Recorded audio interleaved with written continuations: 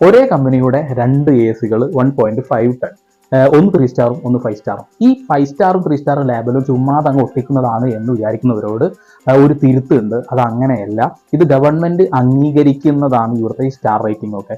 ഇപ്പോൾ 2020 വരെയുള്ള കാലഘട്ടത്തിൽ 3.5 സ്റ്റാർ ഉള്ളത് എ സികളൊക്കെ ഏകദേശം 5 സ്റ്റാർ റേറ്റിംഗിലാണ് വെട്ടിയിരുന്നത്. പക്ഷെ ഇപ്പൊ അങ്ങനെയല്ല. ഇപ്പൊ 4.5 മുതൽ 5 ഐസീർ വരെ ഉള്ളതാണ് 5 സ്റ്റാർ ആയിട്ട് കണക്കാക്കപ്പെടുന്നത്. ഓക്കെ, അപ്പൊ ഇത് രണ്ടും തമ്മിലുള്ള ഒരു ഡിഫറൻറ്റ്, 3 സ്റ്റാറും 5 സ്റ്റാറും തമ്മിലുള്ള ഡിഫറൻറ്റ് അത് ചെറുതൊന്നുമല്ല, വലുതാണ്. നമുക്ക് അതൊന്ന് പരിശോധിച്ച് പോകാം. ഞാനിവിടെ വോൾട്ടാസ് എ സിയുടെ 1.5 ടൺ എ സിയെ കുറിച്ചാണ് കമ്പയർ ചെയ്യുന്നത്. അത് ആ ഒരു കമ്പനി പ്രൊമോട്ട് ചെയ്യാൻ വേണ്ടി ഒന്നല്ല, എനിക്ക് ഡീറ്റെയിൽസ് അതിൽ നിന്ന് കിട്ടി, അതുകൊണ്ട് അതിന് ചെയ്യുകയാണ്. ഏകദേശം 4891 രൂപയുടെ ഡിഫറൻസ് ഉണ്ട്.